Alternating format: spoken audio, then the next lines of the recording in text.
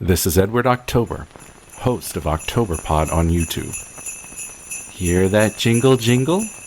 It could be Kris Kringle, or a home invader looking for an open window, a jilted lover looking for revenge, or a disgruntled coworker hoping to spike your eggnog with arsenic. The girls of our true crime podcast are always on Santa's nice list, but the crimes they discuss are very naughty indeed. Listener discretion is advised.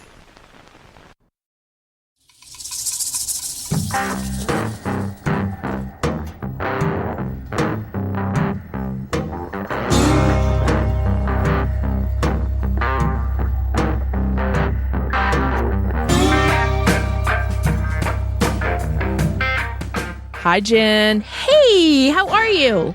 I'm stupendous. How are you? I'm doing fantastic. We're on day 3 now. Can you believe it? Already. Three is company too. I was trying to think of, you know. Have you gotten all your Christmas shopping done yet? You're funny. No. No. No. My kids haven't even really given me anything. And I'm like, it's going to be a cash miss this year if you don't hurry up and tell us. Well, that's and don't even think of its age anyway. I know. Don't even ask me for anything that has to be ordered because it ain't going to get here in time. Well, that's okay. It's love. It can be just a love Christmas. They're 13 and 15, so the cash will be fine. Yeah, exactly. You know, cash and clothes. Cash and clothes. Exactly. So yeah, that's all good. All good. What do you got for us today? Well, today, Jen, I have a case for you is what I have. I have a case for you on day 3. I do, believe it or not. So you ready to hear it? Yeah.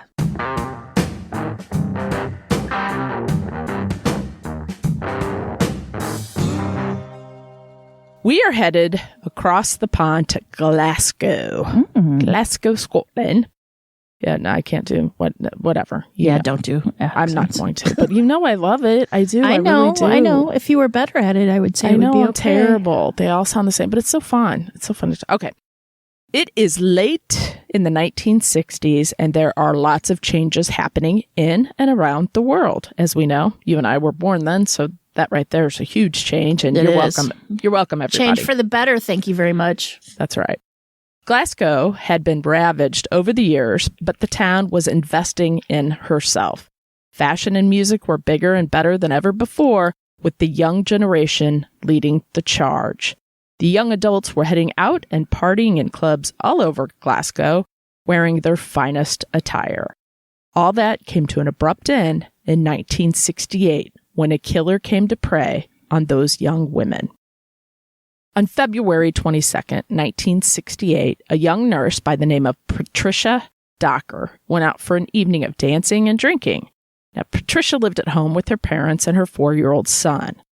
This night, Pat was looking for a night out. She just wanted to go dancing, let her hair down.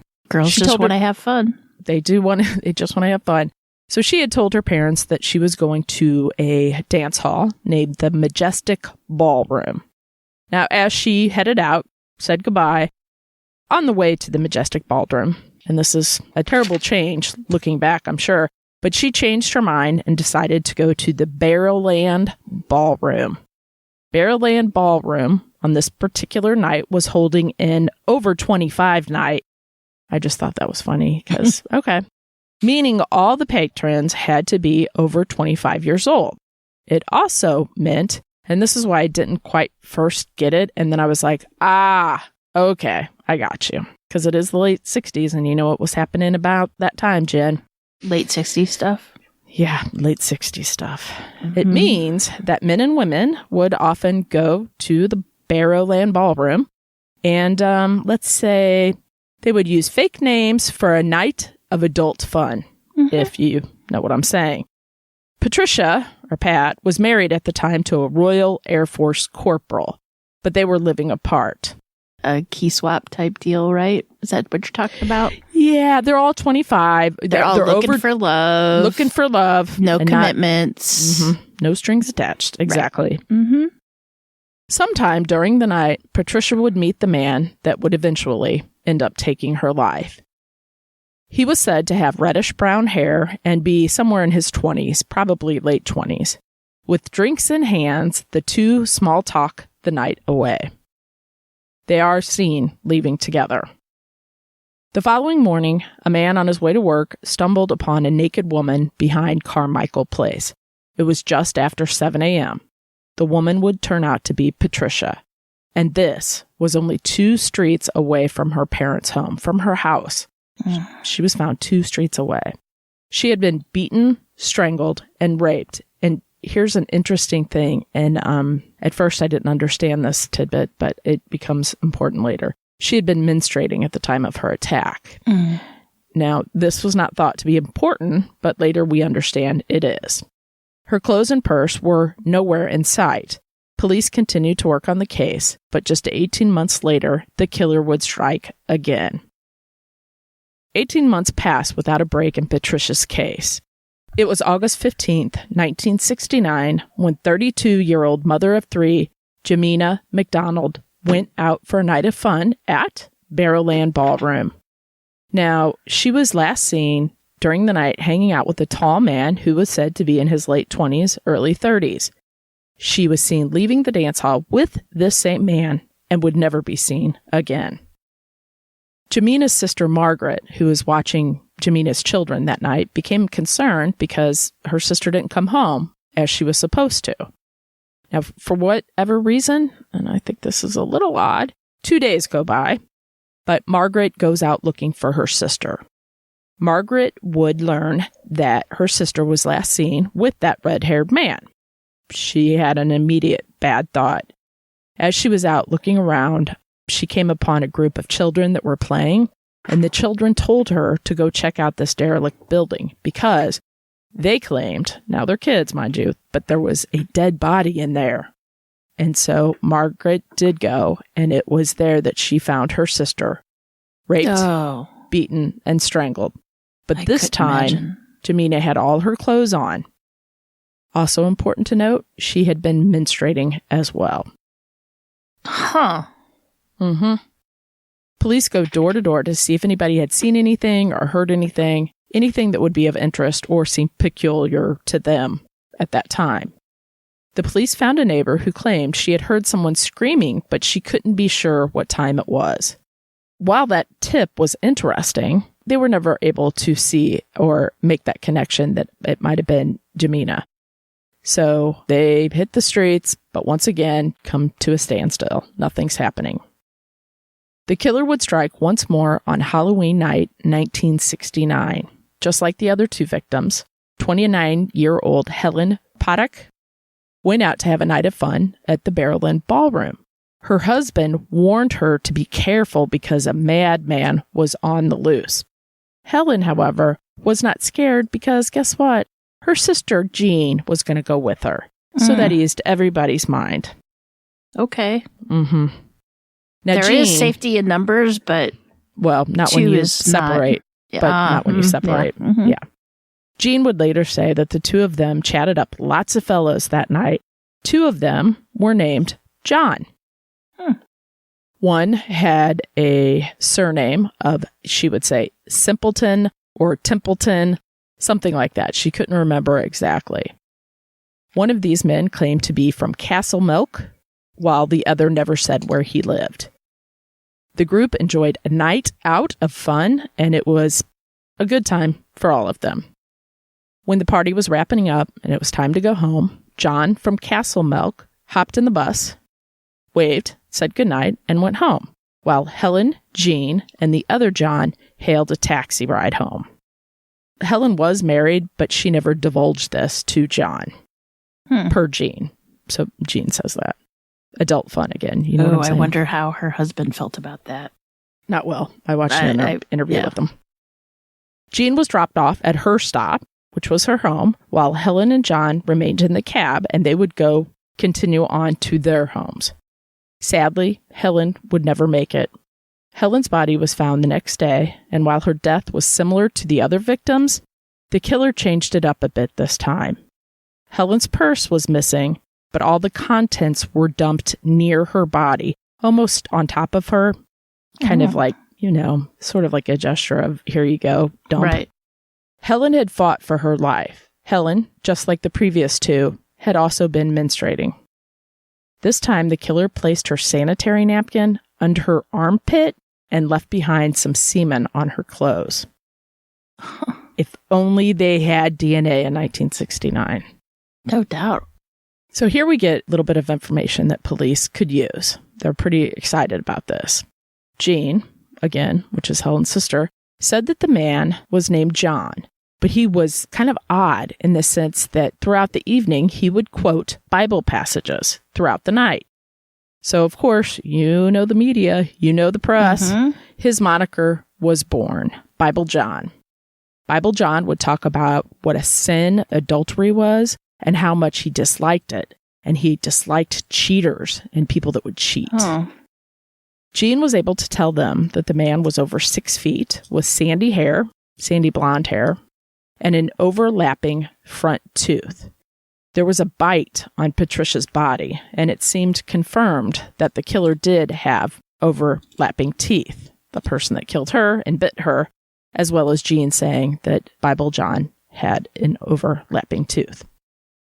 All of Bible John's victims were between the ages of 25 and 32.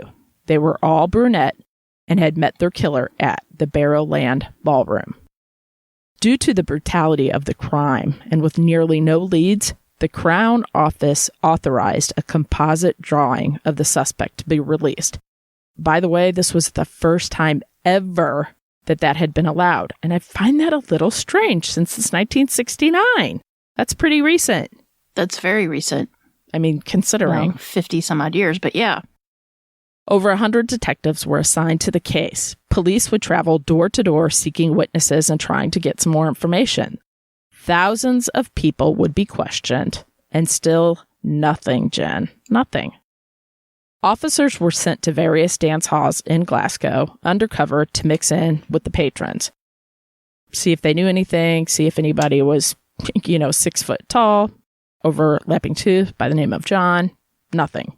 Quotes Bible scriptures, which hates cheaters. You'd think somebody knows somebody. Let's not invite John to the party. You know how he gets. You know what I mean? Exactly. That's not a very common thing, I would think. I've never met one. Have you? No. Yeah. No. Despite all their efforts, the case was at a standstill, and the case would go cold. All they could do was wait until he would strike again. But he never did. Not as Bible John, anyway. Dun, dun, dun. It has been 52 years since Bible John attacked, or we think. Who can be sure? Right. That we know of. He might have changed up his way of doing it since that hit the papers and everybody knew. Beware John who quotes Bible verses.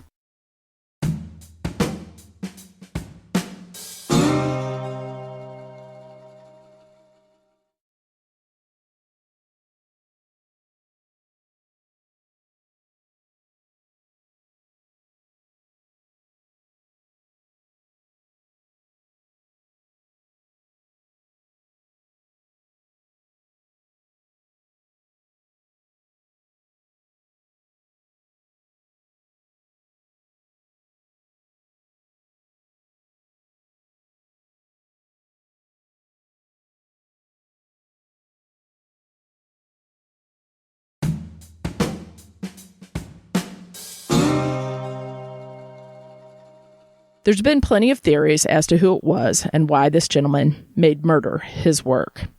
So now we're going to take a look at a couple little theories here. Okay. Some believe that serial killer Angus Sinclair was responsible. Sinclair's brother-in-law and wife lived on the same street as Patricia Docker, so this made it possible that he knew her. What did Sinclair do? Let's dive in. And these are brief little snapshots of, what they did. Let's start on the evening of October 15th, 1977, when 17-year-olds Christine Eady and Helen Scott were at Edinburgh's The World's End pub. And the two of them had departed the pub right at closing. They were in there having a good time. 17 and in a pub. What could go wrong? There, it's different than it would be here, I'm sure. So by all standards, people did see them at the pub that night and could say that they left together at closing. However, neither of them would arrive home that night. Christine's body was found in Gosford Bay. Helen's body would be found some 6 miles from Christine's. Both teens had been tied up, beat up, and raped. Each were strangled to death. Their deaths became big news in Scotland, with several witnesses informing authorities that the 2 girls, the 2 teens, were seen sitting with 2 men that night talking in the pub. Still, police were unable to find a killer. These murders would become known as the World's End Murders. Now, amazingly, they were murdered in 1977. It would stay cold until 2007. Ooh, that's a long time. That's a very long time. In 1977, a cold case unit took a look at the case using DNA, which produced a profile of a male that was found on both of the teens. The DNA of the original 500 suspects was analyzed and compared to the new sample, but there was no match. So the suspects that they had and they had taken the DNA was back in the day compared. There was no match. However, in 2003, police connected the same DNA sample to a partial match of over 200 profiles. It's getting smaller. Mm-hmm. After winding those down in 2004, Angus Robinson Sinclair was detained and he gave his DNA for examination. In 2007, he went to trial for the murders. In a shocking development, he was acquitted of the girls' murders. Huh. Mm-hmm. At the time, Scotland had the double jeopardy law, much like we do here in the States. However, that law was amended. So in October 2014, he was once again put on trial and was convicted of both of the girls' murders. Both of the girls' murders. He was sentenced to life and died at age 73 in 2019. He had also been responsible for a series of rapes and murders, but those were the ones he ended up doing the most time with. Another suspect by the name of John McInnes was brought up. Now, he was cleared by the Crown in 1996. However, his DNA was taken, but it was shown to be inconclusive. John would die by suicide in 1980. Up next is John White. This is a little odd for me. Just saying. The suspect was brought in and interviewed in 1969 and was cleared as his teeth did not match the bite mark. He did look a lot like the sketch, but after speaking to police, he disappeared. It seems John White lied to the police and he gave them a fake name. His name was not John White. Guess what? After he disappeared? No, Jim. The man claiming to be John White disappeared and has never been located. Ever. Really? Just vanished. But he wasn't really John White, so who knows? Yeah. Former police officer and author Paul Harrison wrote a book, and the book was titled Dancing with the Devil, The Bible John Murders. Now, Paul had trained with the FBI on killer profiling, criminal profiling, however you want to say it. Mm-hmm. And he has always maintained that a former police officer was responsible. The police officer did those murders in Glasgow, and then he moved and now lives in the Highlands. Is he? I don't know. Check out what he has to say. Now, finally, the suspect that most experts believe probably was Bible John is a name that's going to sound a little familiar. He is a notorious killer. You ready? Mm-hmm. Peter Tobin. Does that ring a bell? Mm-hmm. Actually does. So Peter Tobin was in Glasgow at the time of the murders. He was living there. Little background on Peter. He was jailed for 21 years for the murder of Angelika Kluk in 2007. Peter Tobin had killed the Polish student while working as a handyman under the alias Pat McLaughlin at a St. Patrick's Church in Anderston, Glasgow. So that works. A little bit about him, a little bit more about him.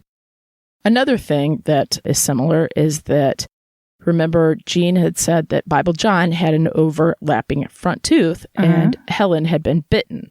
Well, there was people that knew Peter Tobin, and they had stated that the suspect had one tooth missing in his upper right area of his mouth. and Tobin had a tooth removed around the late 1960s. Huh. Prior to Peter Tobin's first murder conviction, Tobin had served 10 years in prison for a double rape committed in 1993. He was released in 2004. In 2007, that's when he ended up going to prison for the murder of Angelica. Skeletal remains of 2 other women who went missing in 1991 were found at his home. Tobin was convicted of the murder of Vicki Hamilton in December 2008 and sentenced to 30 years plus, and for the murder of Dinah McNichol in December 2009. Peter Tobin was devoutly religious and was a practicing Roman Catholic. Authorities suspected Peter Tobin was driven to violence by the menstrual cycle? Huh? Question mark? Yes, it's true. I know it makes me a little unruly. August 9th, 2012, Peter Tobin was taken to Edinburgh's Royal Infirmary after suffering chest pains and a suspected heart attack. In February 2016, he was hospitalized again following a suspected stroke. Today, the case of Bible John is still unsolved. It is Glasgow's boogeyman who is responsible for the largest manhunt in Glasgow, among other things. It has spawned many conversations and theories as to who he was and what he did. But so far, today, we still have no more answers. And that is the story of Bible John, Jen. Wow. It's not a lot to it because, I mean, I'm sure there are. They don't know much. And the whole menstruating thing is well, and here's my weird question. I didn't read the book. Like I said, these are quickly researched to meet 12 days of 12 episodes, which, as you know, is quite daunting, Jen. Yeah. How did he know that those women, how did he know they were menstruating? Do you see what I'm saying? How did he know that they were on their period? I mean, now people are very outspoken about it. But I don't even think that would come up in a bar. You're not talking to somebody and say, hey, I'm on my period, right? Hey, like, how does it even come up? Yeah.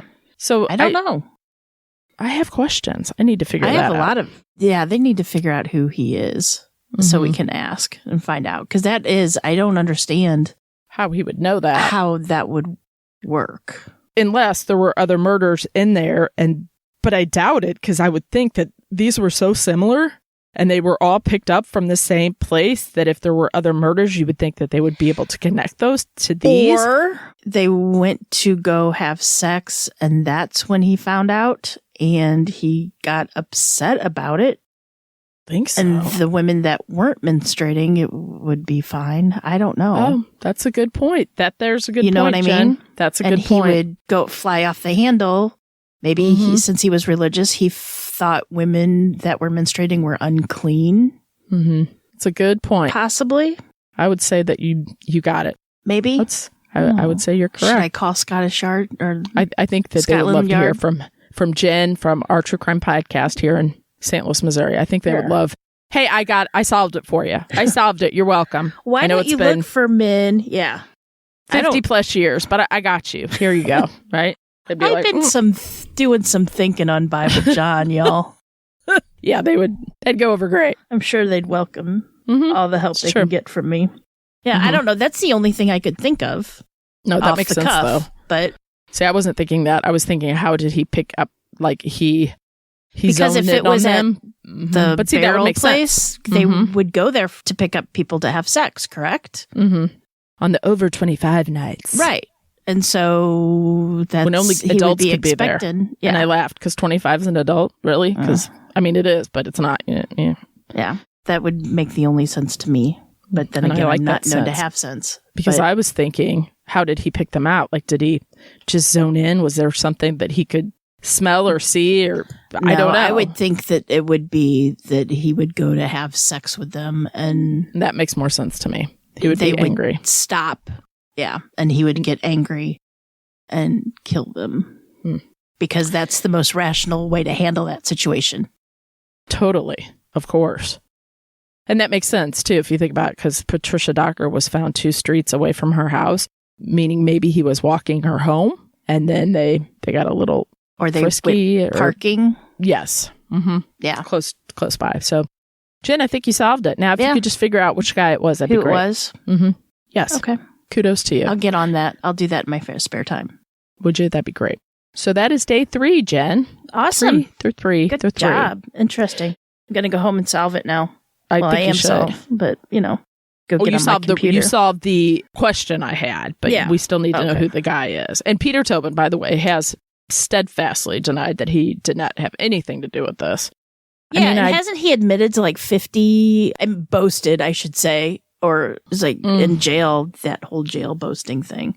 Mm-hmm. But you would think that he would say, I don't know, the secrets they do yes, and just weird things like that one killer that you were profiling, and he's like, well, I am not the Green River Killer, as if that's worse than what he was doing. You're both killing people. You both have the same MO. Yeah. But yeah, I would love, if I could ever do anything, I would love to just ask them lots of questions. But see, I would fall for their lying and stuff, and then be like, oh, I think he's innocent. Right? I believe the best in people. You'd be too afraid to even go into jail to talk to in my him. head, it would be far away. They wouldn't know my name. It would just be like, hey, this person has questions, and then I'd get to ask questions. Right. But that's not, I watch shows. I know that's not how that works. Sometimes they want to win your trust over to have things on you. And I don't like that. Nope. Meaning you have to tell them stuff to get them to trust tit for you. Tat type thing. Mm-hmm. Quid pro quo, Clarice. Right? Yep. Uh-huh. I know Hannibal Lecter. I know how it works. I've seen it. You do. You're smart. SMRT. That's right. So anyway, Awesome. Jen, that was day 3 for you. And I guess tomorrow we have day 4. We do have day 4. I hope everybody's started shopping at least, and I hope everybody's going to have a stress-free holiday. We are hoping to have the same, so... That's not going to happen, but that's okay. It never does. I know. Don't take that out. Whatever it is, whatever happens, it's all about being with family and loved ones and having a day or 2 off. Exactly. To relax and regroup. Eat really good food. Exactly. And I hope, and I always say this, I hope it snows. There's nothing like snowing on Christmas Eve and Christmas Day. It makes me so happy. I could take it or leave it. Really? Yeah. It doesn't bother me if it snows or not. I love it. It makes me so happy. I don't like snow, so. I love it. It makes me so happy. Going outside and you can hear the snow hitting and it's silent. I love that. It's silence. I love it. I'm going to move north as soon as I become rich and get a castle in the south of France. Whenever I find a treasure chest. Yeah. Buried treasure. Yes, but my time's running out, right? I need to do that sooner than later, so I better get on that, Jen, today. Better go get you a map. Get you a treasure map. Where's the map? I'm sure there's some for sale on eBay. Where's the map? There is a couple treasures in the world, apparently, supposedly. Maybe I'll look that up.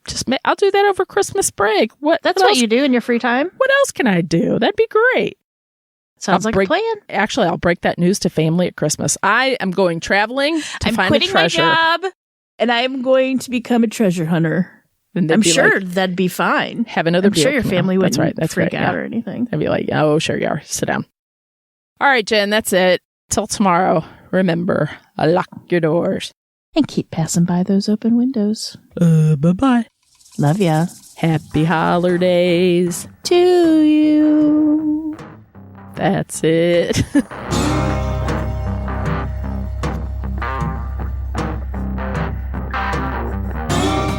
Today's episode was researched and written by me, Cam. For more information about this episode, as well as all the sources I used, please check out our show notes or the podcast website at ourtruecrimepodcast.com. Our True Crime Podcast is developed and created by hosts Jen and Cam. Original music and audio mix of all our True Crime Podcast episodes is courtesy of Nico from We Talk of Dreams. Listener discretion is provided by Edward October from October Pod VHS. Our True Crime Podcast is executive produced by Nico Vertesi and Dick Vane. Make sure to like and subscribe to Our True Crime Podcast wherever you listen to your podcast. We can be reached on Instagram and Facebook at Our True Crime Podcast or on Twitter at Our True Crime Pod. You can email us at ourtruecrimepodcast@gmail.com. If you really like the show, make sure to check out our Patreon at Our True Crime Podcast.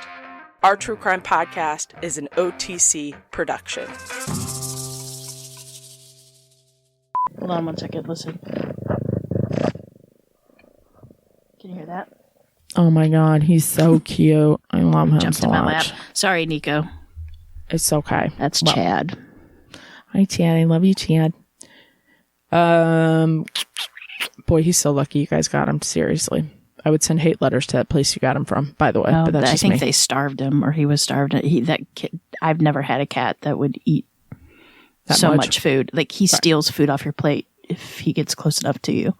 Like, he drug a bagel off Hadley, or so off Harper's cute. plate. Like Poor an baby. entire half of a bagel. The cat took No off her bagel, plate. no bagel too big. That's his motto. And if he weighs 3 pounds, maybe 5, yeah. And he took an entire half a bagel. So let's start on the evening of October 15th, 1977, when 17-year-olds Christine Eady and Helen Scott were at Edinburgh. Is it Edinburgh? Edinburgh. It's like Edinburgh. Hey, brah. Hey, Edinburgh. Edin. Hey, Edin. Hey, brah. Okay. Edinburgh. Because Edinburgh, Scotland. Yeah, Edinburgh. I always said Edinburgh. Don't listen to me. Well, that's Americans do, but it's Edinburgh. Okay. I wish I could just put your, like I'd be reading it and then you, like I'd tap your word and you'd go, we're at Edinburgh. the world's end. Yeah, I wish I had that. You know, we once got my nephew books on a video that would put his name in it. And it was and then when they were at the party, Tom said that they could, and then Tom went to the pantry and got, That's was really hilarious. funny. But it's cute. It'd be even more special if your name was, I don't know, Camille, Tom. right? No, I know, but they didn't even, they just recorded the name once and stuck it in everywhere it went. It made me laugh. But when you're 3, it's the most exciting That's a thing in the big world. deal. Exactly. They're talking to me. Mm-hmm. Totally. All right.